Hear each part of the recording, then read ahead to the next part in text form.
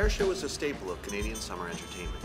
To get a first-hand look at some of the world's most beautiful and powerful air machines can be an experience that transcends generations and has inspired many Canadians to become enthusiasts and pilots.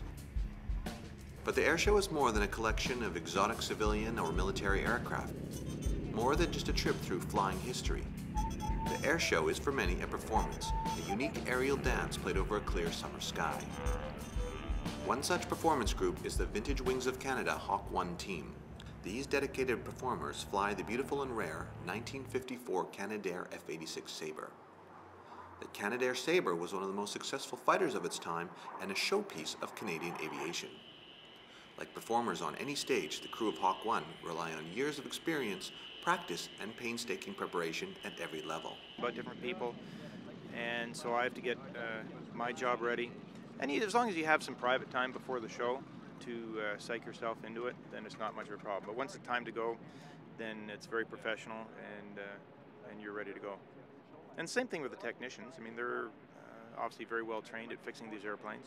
They're ready in case something breaks and then the airplane needs attending to. When you get your adrenaline pumping, especially when you get called back to the airplane that's up and running and the pilot asks you to come over and wants to talk to you, your heart starts beating. Okay, what's wrong? Say race car mechanic, sure, I can compare it to that, because you're out here 8 o'clock in the morning for a 1 o'clock show and you're prepping the airplane to make sure everything's ready to go. Most pilots that would tell you that as they grow older, whenever they decided they were going to be pilots, you have to become focused. There's a lot of preparation to become a pilot.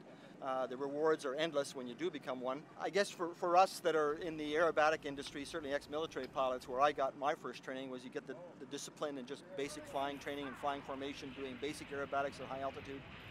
But for me personally, and for Rob Mitchell as well, it was really our exposure to the snowbirds and flying aerobatic performances in a 9-plane formation. That really teaches you how to focus. And it's a building block process. It always will be. It doesn't matter whether you're a military or civilian pilot.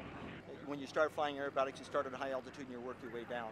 And there are certainly measures in effect in North America especially, but worldwide, that make sure that what we do and when we do it is all done with safety first and foremost. I like to have a little bit of a warm-up time before I actually get into the jet, and the thing I like to do is kind of get in a car, turn the air conditioning on, and then I rehearse the show in my head, and then just before walking into the airplane I actually go on the tarmac, particularly now as a civilian act and a solo act. I actually kind of walk it through on a piece of a line or a piece of pavement, on simulating the show line that I'll be flying on. I actually just physically walk through and fly the show. And then as I'm starting to take the runway, I'm starting to feel that energy build in me and that passion and going flying a jet.